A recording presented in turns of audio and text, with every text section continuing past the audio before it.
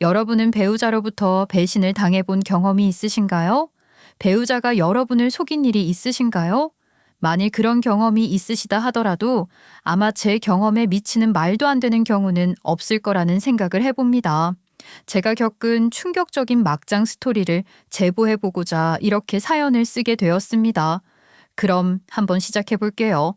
저와 남편은 지인들과의 모임에서 알게 됐고 만난 지 7개월 만에 고속으로 결혼했어요. 저희가 사귀는 사이였을 때도 처음에 남편 가족 만났을 때도 심지어는 상견례까지 하고서도 저는 쭉 남편이 외동인 줄로만 알고 있었어요. 남편이 한 번도 형제 얘기를 한 적도 없고 당연히 본 적도 없었고 남편 가족들 중 누구도 다른 형제가 있다는 얘기는 일절 안 했으니까요. 그런데 결혼을 일주일 정도 앞두고 신혼집 짐 정리를 하던 와중에 제가 남편 책 속에 꽂힌 사진 한 장을 발견한 거예요. 남편 아주 꼬마저게 찍은 가족 사진 같았는데 거기 웬갓난 아기가 한 명 있더라고요. 그래서 남편한테 물었죠. 그랬더니 신우라고 하는 거예요. 그래서 전 처음엔 신우이가 어릴 때 죽은 건 줄 알았어요. 내가 괜히 아픈 데를 건드렸구나 싶었죠. 어릴 때 신우이가 명을 달리해서 가족들 모두 쉬쉬했던 거구나. 지레짐작을 했던 거죠. 아, 미안해, 여보. 내가 괜한 얘기를 했나 보네. 응? 미안하긴 뭐가 미안해. 당신이? 어? 아니, 당신 동생 어릴 때 세상 떠난 거 아니야? 그래서 지금까지 나한테 말 안 했던 거고. 난 그런가 보다 생각이 들어서. 아, 그렇게 오해했구나. 그럴 수 있겠다. 그런 거 아니야, 근데. 내 동생 멀쩡하게 잘만 살아있어. 오히려 내가 말 미리 못해줘서 미안하지. 사실은 그게 어떻게 된 일이냐면 말이야. 실은 당신한테 일찍이 말을 했어야 했는데 이게 참 우리 가족 너무 큰 치부 같아서 말이 쉽게 안 떨어지더라고. 결혼할 사이에 그런 걸 숨기면 안 되는 것 같아서 그렇지 않아도 꼭 결혼 전에 말하려고 했었어. 여보, 대체 무슨 일인데 그래? 나 좀 겁나려고 그런다. 실은 내 동생이 지 남자친구를 따라서 웬 사이비 종교 모임에 갔었나 봐. 우리도 전혀 모르게 간 거지. 근데 생각지도 못하게 거기에 제대로 빠져버렸고 나중엔 집까지 나가버린 거야. 아예 그 모임에 빠져서 집에 오지도 않고 완전히 정신을 놔버린 거지. 어머, 세상에. 그래서? 그래서 그냥 그렇게 내버려둔 거야? 아니지. 처음엔 당연히 집에 데려오려고도 노력해봤고 진짜 갖은 애를 썼지. 근데 그거 진짜 말리기 쉽지 않더라. 아예 가족까지 다 저버릴 정도로 종교에 심취했었어. 심지어는 자기를 빼내오려는 우리 아버지한테 악말하느니 나를 유혹하는 사탄이라느니 꺼지라느니 해가면서 물건 집어던지고 소리 질러대는 바람에 우리 가족은 몇 년 동안 시달리다가 결국 두 손 두 발 다 들었어. 진짜 몇 년이 걸려도 애가 돌아올 생각을 안 하니까 그냥 포기를 해버리고 만 거지. 그래서 그 뒤로 우리 가족 그냥 여동생 없는 셈 치고 살았었어. 그 후로도 엄마는 여러 번 다시 데려오려고 노력했지만 아버지가 완고하셨어. 그런 건 내 딸 아니다. 니들도 그런 줄 알아라. 우리는 세 식구뿐인 거다 하면서 단호하게 선을 그으셨지. 그래서 그 뒤로 완전히 의절하고 지냈던 거야. 그러면서 남편은 자기도 갖고 있는 신우이 사진은 이 갓난아기적 사진 한 장뿐이라는 거예요. 그 사진 하나 겨우 챙겼어. 그건 어쩌다 잘못 책상 뒤로 흘러내려갔는지 책 사이에 껴져 있더라고. 근데 나머지 사진은 다 사라졌어. 아버지가 엄마랑 내가 집에 없을 때 집에 있던 걸 다 버린 거야. 내 동생 흔적이란 흔적은 모조리 없앤다고 가족 사진들은 물론이고 동생 졸업 앨범까지 싹 다 갖다 버린 바람에 남아있는 사진이 전혀 없게 된 거지. 그래서 동생 큰 사진은 하나도 없어. 얼굴 알아보기도 힘든 그 갓난아기적 사진 하나가 전부고. 남편 얘기를 들으니 정말 놀랍더군요. 그런 사연이 있었다는 것도 놀랍고 어떻게 집에 신우이 흔적 하나 없이 모든 걸 그렇게 말끔히 치웠는지 그 대목도 좀 놀라웠어요. 부모 입장에서 아무리 자식이 그런다고 해도 그렇게까지 자식을 없는 셈 친다는 게 어떻게 가능한지, 심지어 사진까지 다 갖다 버릴 만큼 미워할 수가 있는 건지 여러모로 씁쓸하기도 하고 놀랍기도 하고 그렇더라고요. 아무튼 그 뒤로 결혼해 사는 동안에도 저는 일절 신우이에 대해서는 묻지 않았어요. 남편은 가끔 어린 시절 얘기를 하다가 시누이 얘기를 하기도 했고, 시모도 몰래 와서는 "예, 너도 우리 민영이에 대해서 들었다며? 아유, 저 양반만 아니었어도 내가 민영이랑 다시 데려와 보려고 노력을 했을 텐데 너도 저 양반 고집 알지? 아주 민영이의 민자도 못 꺼내게 하신다. 그러니 나도 속이 타지 속이 타." 하면서 두어 번 언급을 한 적이 있었지만 시부 앞에서는 누구도 시누이 얘기를 하지 않았었죠.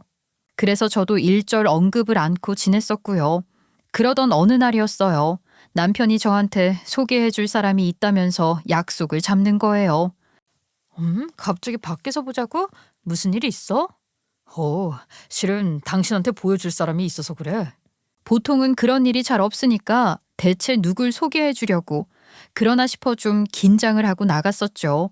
그런데 그 자리에 시모랑 같이 웬 젊은 여자가 나와 있는 거예요. 무슨 상황인가 어리둥절해 있는 제게 남편이 말했죠.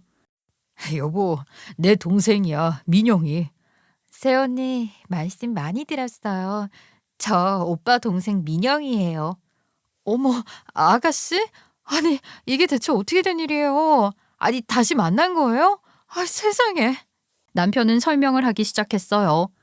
실은 최근에 민영이랑 다시 연락이 닿아서 엄마랑 둘이서는 몰래 연락을 하고 지냈던 모양이야. 그러다가 엄마가 나한테 얘기를 해줘서 나도 며칠 전에서야 다시 만나게 됐고. 아, 그럼 다시 연락하고 지내는 거예요? 그, 거기서는 나온 거고요? 나오다니 어딜? 아, 그 종교단체 말이야. 거기서 나와 지낸 지는 이미 좀 됐었나 봐.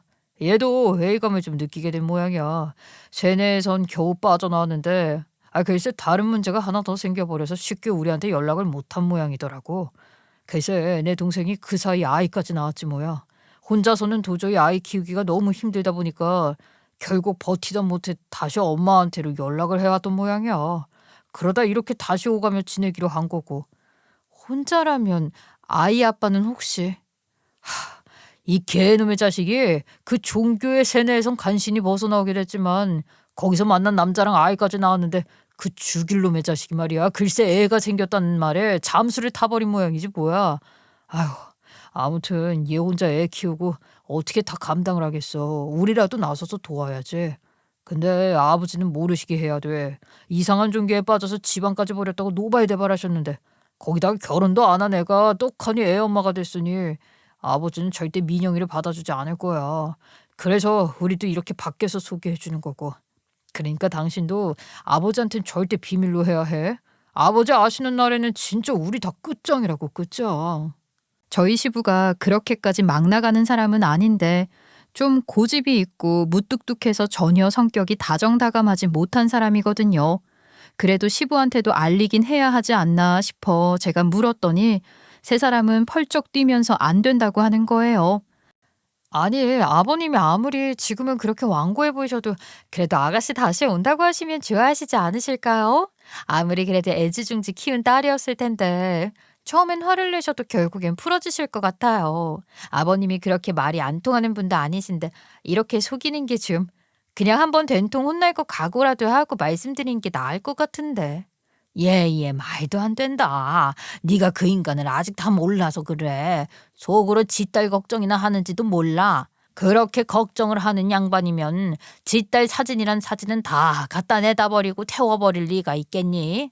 앞에서 아주 민영이 얘기는 하지도 못하게 하는 인간인데 아유 만약에 얘 그대로 집으로 데려갔다가는 아주 그 머리를 빡빡 깎아 가둬버릴지도 모르는 노릇이다. 애까지 있다고 하는데 애나 어디 고아원 보내려고 안 하면 용하지. 안 된다 안 돼. 그 양반은 절대 몰라야 돼.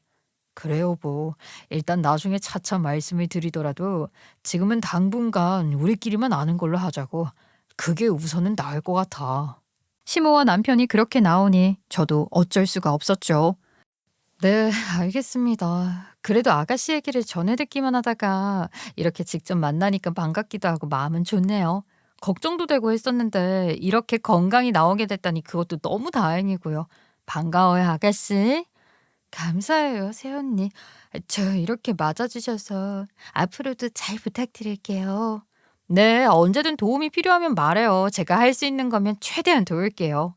혼자 아이를 키우느라 힘들었던 건지 수척한 모습의 미혼모인 시누이에게 전 도움이 필요하면 뭐든 얘기하라고 선의로 얘기를 했고, 실제로 시누이는 그 뒤로 제게 의지를 많이 하기 시작했어요. 처음엔 그런 시누이가 안쓰럽고 안타까운 마음에 저도 기꺼이 불평 없이 시누이를 도왔죠. 저는 프리랜서 디자이너라 집에서 보내는 시간이 많거든요. 그런데 시누이는 애 놔두고 일도 다니고 하다 보니 너무 버거워 보이더라고요. 그래서 틈 나는 대로 제가 봐주기도 하고 많이 도와준 거죠.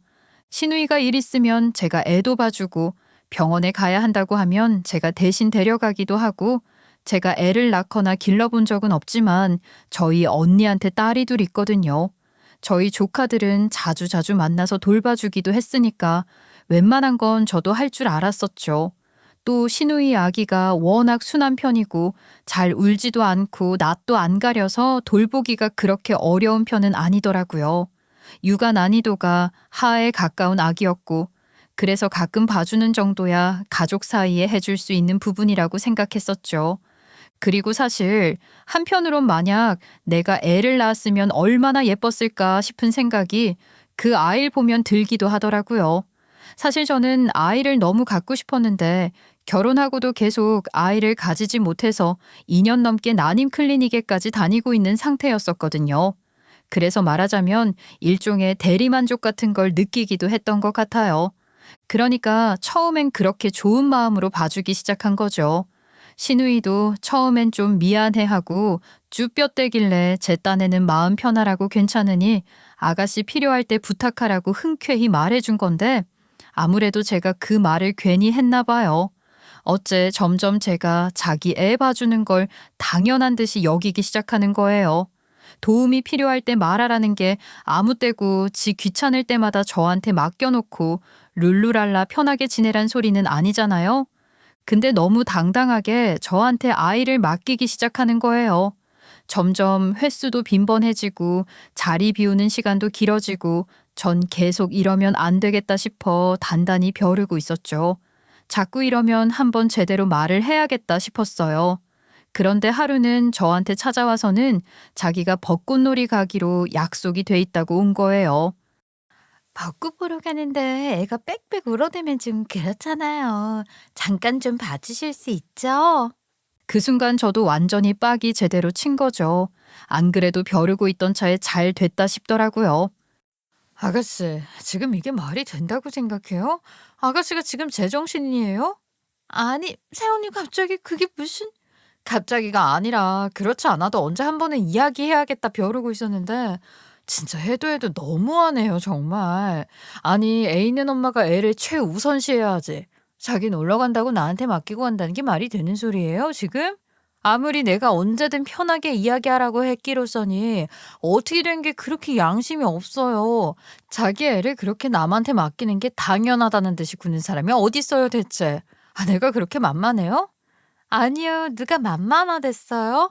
그런 게 아니라 만만한 게 아니면 뭔데요? 아가씨 눈엔 제가 집에서 룰루랄라 놀기만 하는 사람처럼 보여요? 집에 있으니 매일 노는 것처럼 보일지 모르겠는데 나는요, 여기가 내 일터고 내 직장이에요.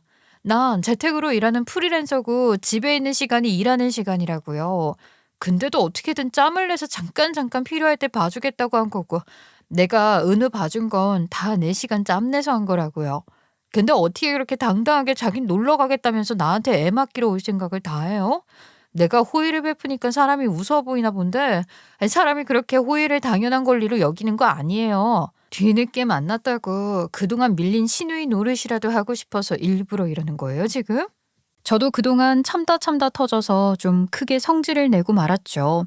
그러자 시누이는 나한테 미안하다고 정말 잘못했다고 사과를 하더라고요. 아니에요, 아니에요. 절대 그런 거 아니에요. 시누이 노릇이라니요. 그런 말은 당치도 않죠. 절대 그럴 생각으로 그런 거 아니에요. 골탕 먹이거나 할 생각도 전혀 없었고요. 그냥 언니, 저도 너무 갑작스레 엄마가 돼버려서 너무 뭘 몰랐던 것 같아요. 아이가 갑작스럽게 생겨서 너무 생활이 흔들려서 그래서 힘들고 기댈 데가 없어서 그랬어요. 엄마한테 아이 맡기기에는 아빠가 집에 계셔서 어렵고 달리 어디 부탁할 데도 없고 그래서 새언니가 잘해주시고 언제든 맡겨도 된다고 해주시고 하니까 저도 모르게 안심이 돼서 자꾸만 기대게 됐던 것 같아요. 새언니 말대로 진짜 호의를 베풀어 주신 건데 새언니한테 제가 진짜 그러는 게 아니었는데 정말 죄송해요. 제가 너무너무 철이 없었어요. 그죠? 놀러 가면서까지 이렇게 애를 맡기면 안 되는 건데 너무 힘들고 지쳐서 제가 잘못했어요, 정말. 지금까지 봐주신 것만으로도 너무 감사하죠. 그거 모르면 인간이 아니죠, 정말. 신우이는 그렇게 잘못했다고 납작 엎드리더라고요. 신우이가 뻔뻔하게 나왔으면 아마 대판 싸우든 단판을 지었을 텐데 신우이가 그렇게 사과를 해오니까 저도 좀 전에 너무 과하게 화를 냈나 싶어 좀 민망하고 미안한 마음도 들더군요. 네, 아가씨가 그렇게 나오니까 나도 좀 전에 너무 화낸 건 미안해요. 하지만 아가씨 정말 정신 똑바로 차려야 돼요. 아가씨 힘든 걸 내가 왜 모르겠어요. 아직 20대고 어리고 엄마가 된 것도 처음이고 힘든 거 투성이겠죠. 왜 힘들지 않겠어요. 하지만 은우한테는 엄마가 세상의 전부잖아요. 아빠도 없는데 엄마뿐인데 엄마가 이렇게 약해서야 어떻게 해요. 지금부터라도 단단히 마음 붙들어 매고 아이 생각을 최우선으로 해야죠. 아기는 자기가 원해서 세상에 나온 게 아니잖아요. 부모가 마음대로 낳아놓고 아기 짐짝 취급하면 그건 정말 안 되는 거잖아요. 그러니까 힘들다, 지친다 그렇게만 생각 말고 아이에 대한 책임감을 좀 더 가져요. 그건 진짜 한 살이라도 더 먹은 입장에서 충고하는 거예요. 애는 없지만 결혼도 먼저 했고 내가 더 나이도 많으니까 내 말 들어요. 네, 새언니 말씀이 다 맞아요. 다 맞는데 정말 지치는 건 어쩔 수가 없네요. 아이 둘이나 낳은 우리 언니가 하는 말이 이 시기 한 3년만 참으면 나중엔 애들이 이쁜 짓도 하고 애 보는 낙으로 산대요. 실제로 우리 조카 봐도 그렇고요. 이맘때가 원래 제일 힘들어요. 애가 말도 못하지 울기만 하지. 근데 좀만 지나봐요. 금세 걸어다니고 쫑알쫑알 말도 하고. 그러면 얼마나 예쁜데요. 아마 그땐 애한테 엄마가 기대서 살걸요? 그러니까 그때까지 조금만 힘내서 잘 버텨보자고요. 아가씨 이제 혼자 아니잖아요. 오빠도 있고 나도 있고 어머님도 계신데 뭐가 걱정이에요. 안 그래요? 전 그렇게 신우이를 다독였죠. 신우이도 앞으로 자기가 잘하겠다고 철없이 군 거 정말 죄송했다고 하더라고요. 신우이가 그래도 그렇게 개념이 없는 사람은 아니어서 그 뒤론 제 눈치를 보는 듯 했고 큰 문제나 갈등 없이 잘 지냈어요. 어쩌다 한 번씩 아이 맡길 때는 꼭 뭐라도 하나씩 사들고 와서 저한테 고맙다고 꼬박꼬박 인사하고 나중에 혹시라도 아이 낳게 되면 자기가 꼭 잘 봐주겠다고 그땐 마음껏 저한테 맡기시라고 예의상 하는 말이더라도 그런 말도 덧붙이고 하다 보니 그래도 신우이가 전혀 경우가 없진 않구나 싶었죠. 그렇게 무탈히 지내던 중 저희에겐 좀 기쁜 소식이 생겼어요. 바로 저희가 넣어뒀던 신혼부부 전용 청약에 당첨이 된 거였죠. 사실 저는 크게 기대를 안 했었거든요. 아무래도 저희가 애 있는 부부도 아니다 보니까 기대하기가 좀 그렇더라고요.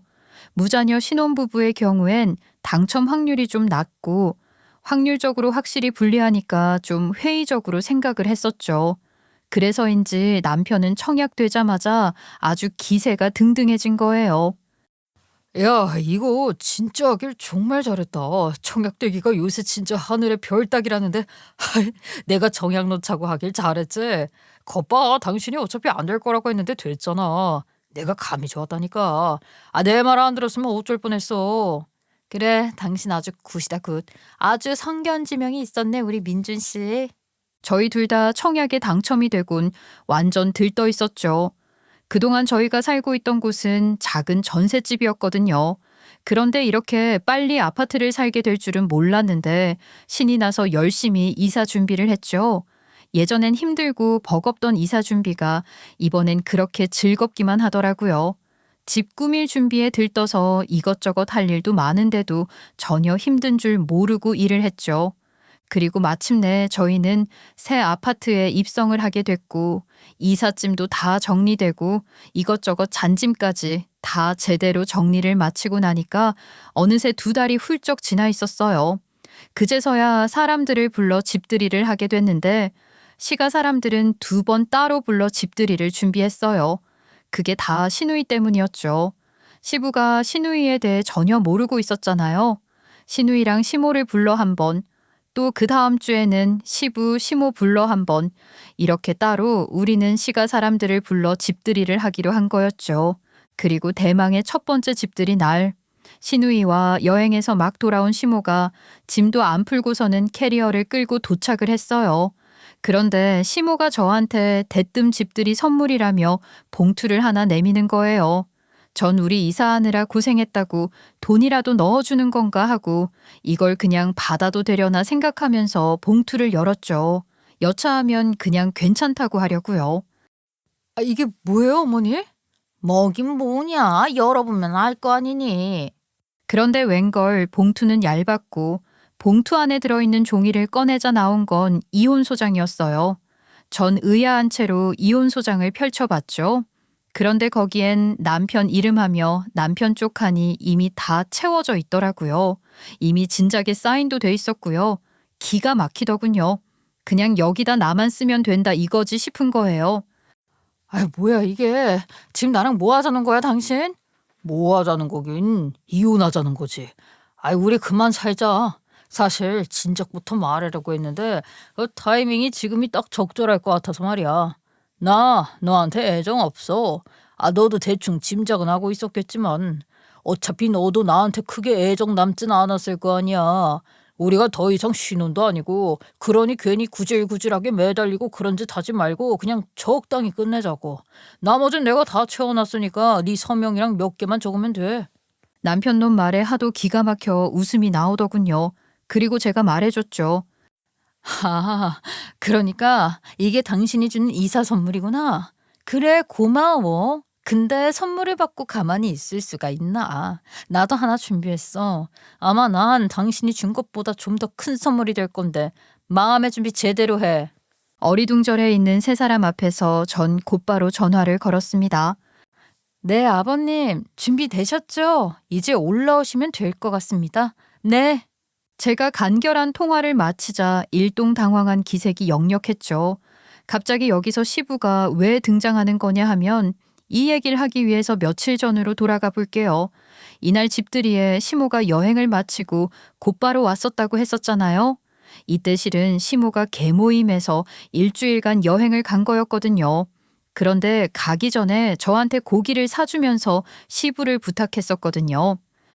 나 개모임에서 여행 가는데 우리 삼식이 양반이 걱정이 돼서 말이야. 자기 말로는 자기도 밥 해 먹을 줄 안다고 그러는데 그게 또 마음이 그렇지가 않잖니. 아침 점심은 뭐 어째저째 내가 해놓은 카레랑 콩국이랑 먹고 라면도 끓여 먹고 그러더라도 저녁밥이라도 좀 제대로 먹으면 좋을 것 같아서 말이다.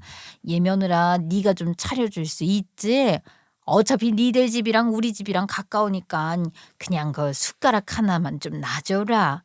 네, 알겠어요, 어머니. 어차피 저희 집이랑 어머님, 아버님 댁이랑 걸어서 10분이면 되니까 차려두고 오셔서 드시라고 말씀드릴게요.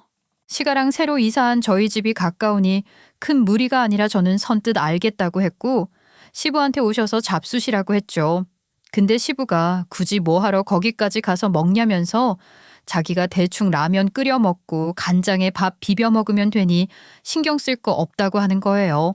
처음엔 알겠다고 했는데 그래도 신경이 쓰이더라고요.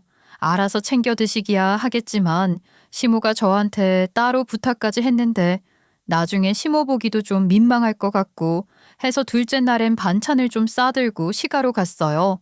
오시기 번거로우면 그냥 반찬이랑 국이라도 놓고 갈 테니 데워 드시라고 할 참이었죠.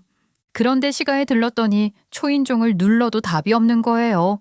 안 계시나 싶어 찬이라도 두고 가려고 저는 현관 비밀번호를 누르고 들어갔어요. 이전에 시모 심부름하면서 집에 잠시 뭘 좀 가져가느라 비밀번호를 문자로 받아뒀던 게 있었거든요. 집에 들어선 저는 아무도 없나 하고 두리번거리는데 그때 방 안에서 울면서 막 소리치는 게 들리는 거예요. 아이고 민영아, 우리 민영이, 우리 딸, 내가 너를 이렇게 떼놓고서 이러고 산다. 애비가 돼서는 내 딸 모른 척하고 이러고 산다. 아니, 이게 무슨 소리야 대체? 초저녁부터 술에 취한 듯한 시부의 목소리에 놀라 방 안을 살짝 들여다봤죠. 시부는 술에 취해 인사불성이 된 채로 울면서 우리 딸 하면서 막 울어제끼고 있었고 얼핏 보니 딸 사진을 안고 있는 모양이더라고요. 아유, 얼마나 취했으면 초인종을 그렇게 눌렀는데도 못 들으셨는지. 그렇게 오열을 하다시피 울면서 자기 딸 사진을 부여잡고 있는 시부를 보니까 그동안 저희 앞에서는 시누이 밉다고 일절 볼 생각도 않고 말도 못 꺼내게 하더니 그래도 속으론 그리운 마음이 있었구나 싶더라고요. 게다가 딸 사진 흔적도 하나 없이 다 없애버렸다더니 역시 아버지 마음이 그럴 수가 없었겠죠. 사실은 시부도 다 버리지를 못하고 딸 사진을 몰래 간직하고 있었구나 싶어 좀 짠한 마음이 들더군요. 그래서 안쓰러운 마음에 시부를 좀 달래주려고 다가가려 하는데 시부는 제가 가까이 다가가도 만취해 정신이 없어서 제가 온 줄도 전혀 모르시더라고요. 그런데 그 순간 시부가 안고 있던 시누이 사진을 가까이서 본 저는 순간 멈칫할 수밖에 없었어요. 우리 딸 어쩌고 하며 울어대는 걸 보면 당연히 시누이 사진이 맞을 텐데 그 사진 속엔 제가 아는 시누이가 없었거든요. 저희 시누이가 아닌 전혀 다른 처음 보는 얼굴이었죠. 그 순간 머릿속엔 물음표만이 가득했어요. 이게 어떻게 된 일인지 너무 혼란스럽더라고요. 이게 어떻게 된 건지 생각하며 그 짧은 순간에 제 머릿속에는 많은 경우의 수가 스쳐 지나갔어요. 시누이가 혹시 한 명 더 있는 건가? 내가 모르는 시누이가 또 있나? 근데 그럴 가능성이 얼마나 되겠어요. 집 나가 연 끄는 시누이가 하나도 아니고 둘씩이나 된다는 게 말이 안 되죠. 게다가 남편이랑 시모가 이미 나한테 시누이도 보여주면서 그런 얘긴 일절 안 했는데 그게 아니라면 혹시 시누이가 성형수술이라도 한 건가? 그래서 내가 전혀 모르는 다른 얼굴이 된 건가? 그런데 그것도 뭔가 말이 안 되는 것 같은 거예요. 아무리 얼굴을 뜯어 고친다고 해도 본판이란 게 있는데 그 사진 속에 있는 얼굴은 얼굴형도 인상도 체격마저도 전혀 제가 본 시누이랑은 딴판이었으니까요. 이것도 저것도 아니라면 대체 무슨 상황인지 의문이 가시지 않았어요. 그 와중에 시부는 울다 지쳐 잠이 들었고 저는 시누이 사진을 한참 동안 들여다보며 혼란에 빠져 있었죠. 대체 뭐야 진짜. 이 사람이 내 시누이라면 그 사람은 대체 뭐야.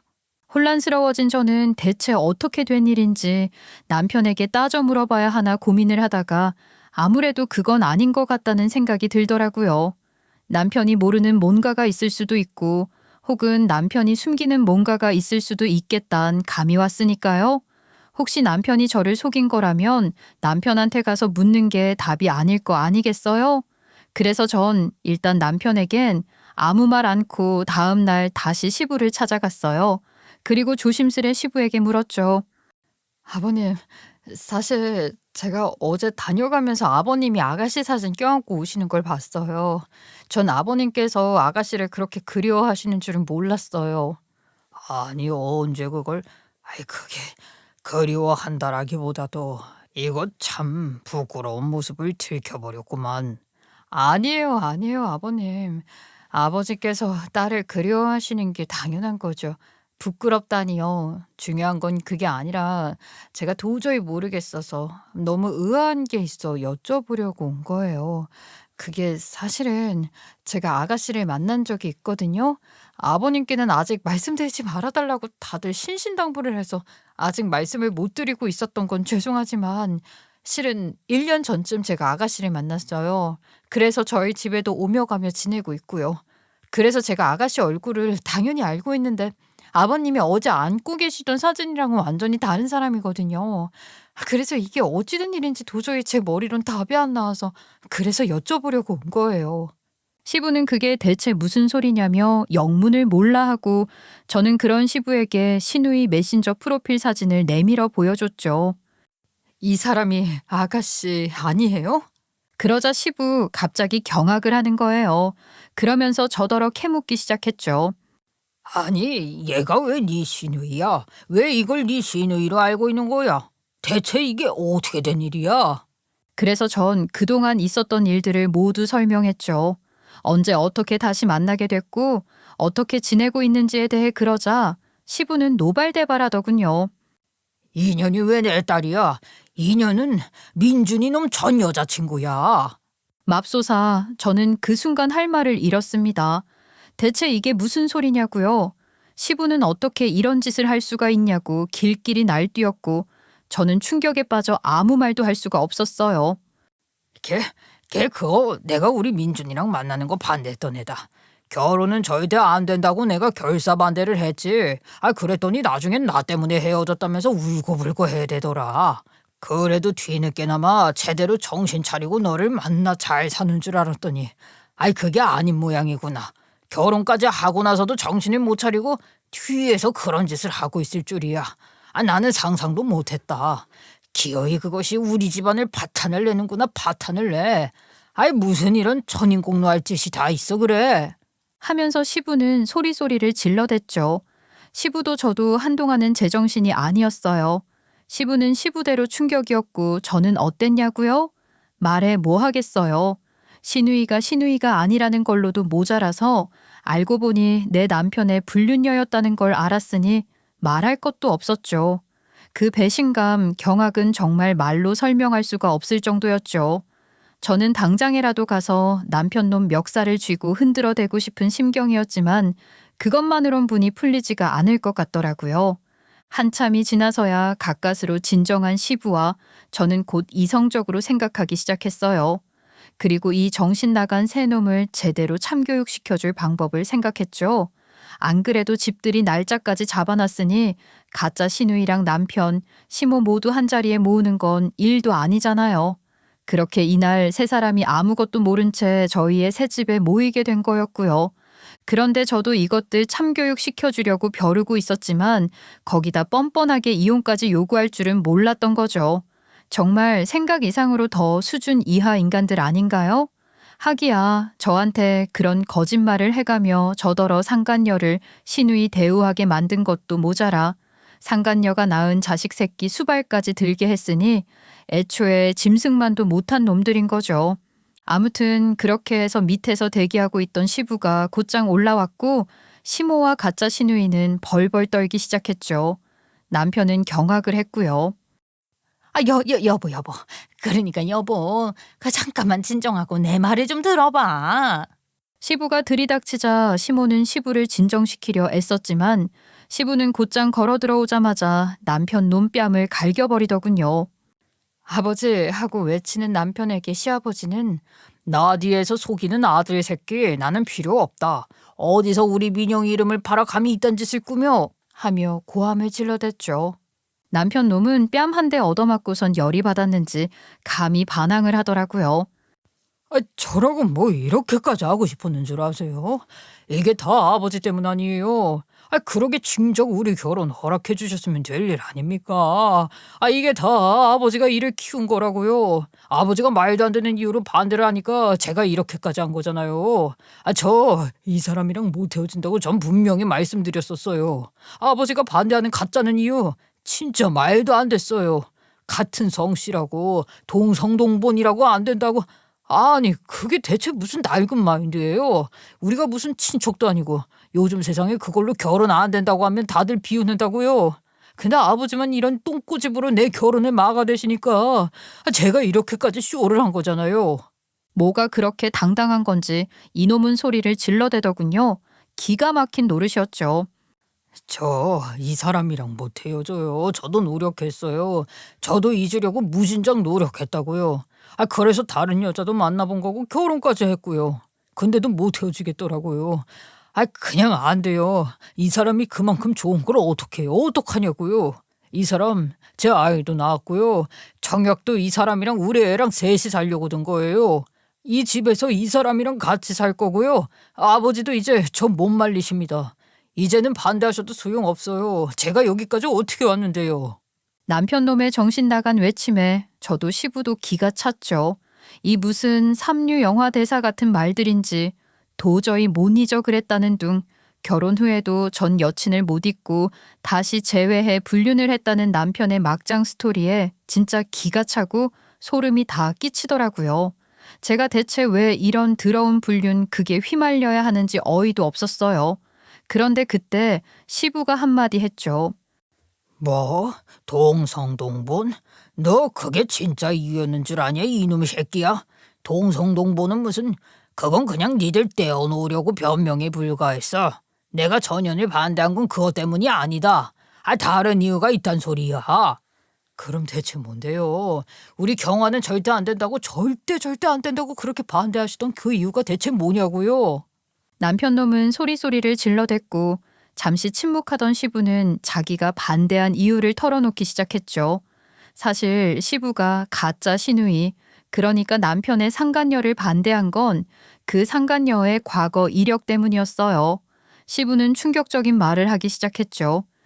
아휴, 내가 너한테 이런 얘기까진 차마 하고 싶지 않았는데 이제는 별수 없구나.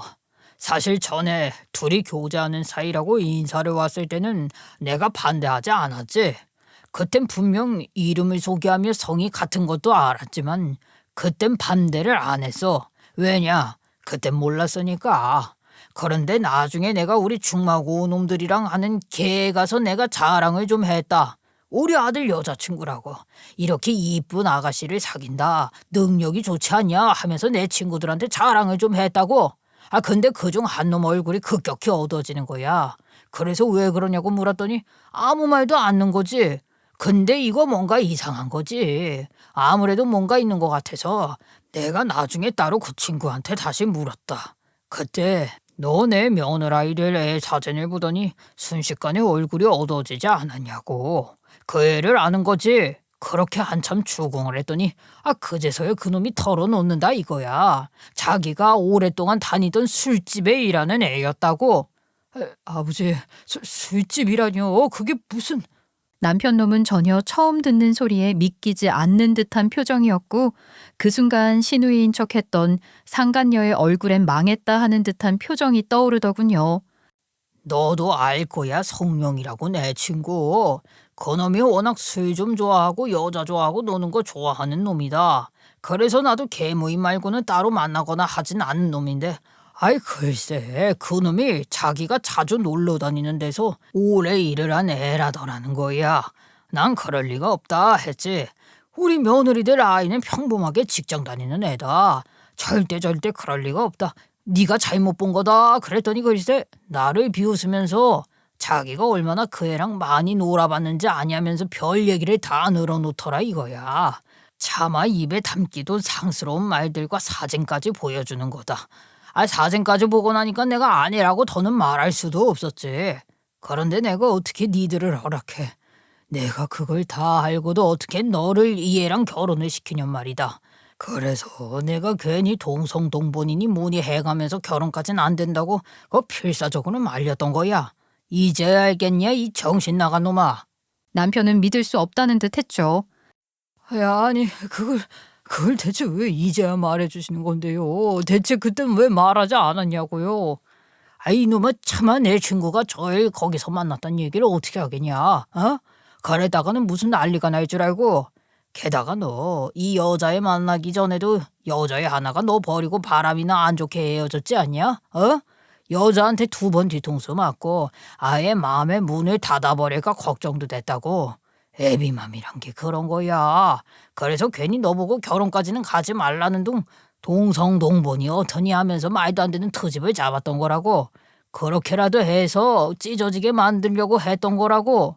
그런데 너 지금 이게 뭐 하는 짓이냐 애비한테. 예전 바람 피운 여자친구한테 뒤통수 맞아놓고 며느리한테 어떻게 똑같은 짓을 할 수가 있냐. 어떻게 이런 짓까지 할 수 있냔 말이야. 네가 인간이냐? 그리고 당신은 어떻게 당신까지 이런 짓을 해? 애미가 돼서는 지 자식이 이딴 말도 안 되는 짓을 한다 해도 말려야지. 어떻게 합세해서 이런 말도 안 되는 짓거리를 하냔 말이야. 충격에 빠진 남편 놈은 그럴 리가 없다며 고개를 내젓더군요. 그럴 리가 없어. 아니지 경화야. 아니지 아니라고 말해. 네가 못 믿겠다면 그 친구한테 가서 그때 찍은 사진들 내놓으라고 할 수도 있다. 난 분명 내 두 눈으로 보기도 부끄러운 사진 속에 저 애가 있는 걸 봤으니까 너 그런데도 쟤를 믿냐? 네 애라고 주장하는 저 애 내가 보기엔 네 애도 아닌 것 같다. 그 친자 확인 검사부터 해봐. 아마 어디 다른 데서 나온 애일지도 모르니. 시부는 그렇게 쐐기를 박아버렸죠. 시부의 청천벽력과도 같은 폭로에 일순간 분위기는 싸하게 얼어붙었어요. 시모는 충격에 빠졌고 가짜 신우이 노릇을 하던 상간녀는 오빠 그게 아니라 하며 덜덜 떨기 시작했죠. 네가 나를 속인 거야? 진짜 그런 거야? 순진한 척 착한 척 다 해대더니 뒤에서 그러고 더럽게 놀고 자빠졌었냐고. 남편놈은 상간녀에게 소리치기 시작했고 처음엔 아니야 오빠 내 말 좀 들어봐 하며 싹싹 빌던 상간녀는 남편놈이 어깨까지 밀어대며 욕까지 해대자 못 참겠다는 듯 맞대응을 하기 시작하더군요. 아씨, 그래, 나 맞아. 뭐 이판사판 이렇게 된 거 더 숨길 필요도 없네, 뭐. 아, 참나. 세상 좁네, 진짜. 씨. 그래, 나 좀 놀던 년이고 제가 네 앤지 아닌지도 몰라. 딴 놈 앤지 네 앤지 알게 뭐야. 야, 그리고 너 솔직히 나 정도 되는 여자 만나면 그 정도는 감수해야 되는 거 아니냐? 배 나오고 얼굴도 몸 먹다 버린 찐빵같이 생긴 게 예쁘고 어린 여자 끼고 좋아 죽을 땐 언제고. 내가 좀 놀았다니까 이제 와서 꼽냐? 아, 그럼 뭐 내가 너같이 별 볼 일 없는 놈을 진심으로 좋아하기라도 할 줄 알았어? 그나마 돈 잘 들어오는 좋은 회사 다닌다는 거 하나 말고 뭐 하나도 볼 것도 없는 새끼가? 지는 뭐 대단히 깨끗한 척하고 앉았네. 지 마누라 놔두고 나랑 바람 필 땐 언제고 이제야 깨끗한 척이야. 난 적어도 남편은 없어 이 새끼야. 남편놈 상간녀 말에 제대로 긁혀서는 흥분해 알아듣지도 못할 욕들을 쏟아내고 아주 개판 그런 개판이 없었습니다. 남편놈이 흥분에 설쳐대니까 상간녀는 다 집어치우자. 어차피 이판사판 나도 더 이상 네 비유 맞히기 쉽지 않은데 잘됐다 하는 소리를 치고는 지혜를 들쳐업고 나가버리고 남편놈은 벙쪄서 미친 듯이 벽만 쳐대더군요. 그래봐야 지 주먹만 아프지. 그렇게 개판이 난 와중에 제가 말했죠. 아 참, 제가 선물 준비했다고 해놓고 아직 안 보여드렸네요. 어머님, 이제 아버님도 오셨고 하니 공개할게요. 그렇게 말하며 봉투를 뜯었죠. 봉투 안에서 나온 건 다름 아닌 시부의 이혼 소장이었어요. 니들 둘도 이혼한다며? 아 나도 이혼할란다. 그리고 니놈 새끼랑도 의절이니 그런 줄 알아라. 시부가 시모에게 이혼 소장을 내밀었죠. 내 칸 이미 다 채워놨으니까 그거 당신 것만 채워 빨리 가져와. 눈에는 눈, 이에는 이. 받은 그대로 돌려주는 기분, 그거 꽤나 통쾌하더라고요. 상황이 그렇게 되자 시모와 남편은 둘 다 시부와 제 앞에 엎드려 빌어대기 시작했어요. 시모가 먼저 빌더군요. 아, 여보, 내가 잘못했어. 내가 잠깐 미쳤었나 봐. 내가 헛생각을 했었어. 여보, 처음엔 아들 보고 미쳤다고 내가 절대 안 된다고 했는데 나도 모르게 그만 그 손주 욕심에 잠시 이성을 잃었었어. 며느리가 많은 나이도 아닌데도 임신이 안 돼 저러고 있으니 혹시라도 애를 못 낳을까 봐 손주 낳아줄 마지막 기회다 싶어 그랬다. 바보 같은 생각이었어. 아, 잘못했어, 여보. 시모를 보던 남편놈도 제게 빌기 시작하더군요. 여보, 나 진짜 잘못했어. 정말 미안해. 내가 잠시 정신이 나갔었나 봐. 아유, 어떻게 저런 여자한테 홀렸는지. 하지만 당신도 아까 봤지? 그거 아주 미친년 또라이야. 내가 꽃뱀한테 잘못 물렸던 거라고. 바람 피운 건 정말 미안해. 잘못했어. 하지만 나도 당한 거야. 그년 지금 생각해보면 보통 년이 아닌 것 같아. 순진한 척 해가면서 남자 꼬시는 수준이 예사가 아니었단 말이야. 난 진짜 까맣게 몰랐어. 평범한 회사원인 줄로만 알았는데 지금 생각해보니까 너무 화려하고 명품으로 치장을 하긴 했었지. 원래 내 취향은 그런 쪽이 아닌데 당신이 진짜 내 이상형이야. 알잖아. 내가 당신한테 첫눈에 반했던 거.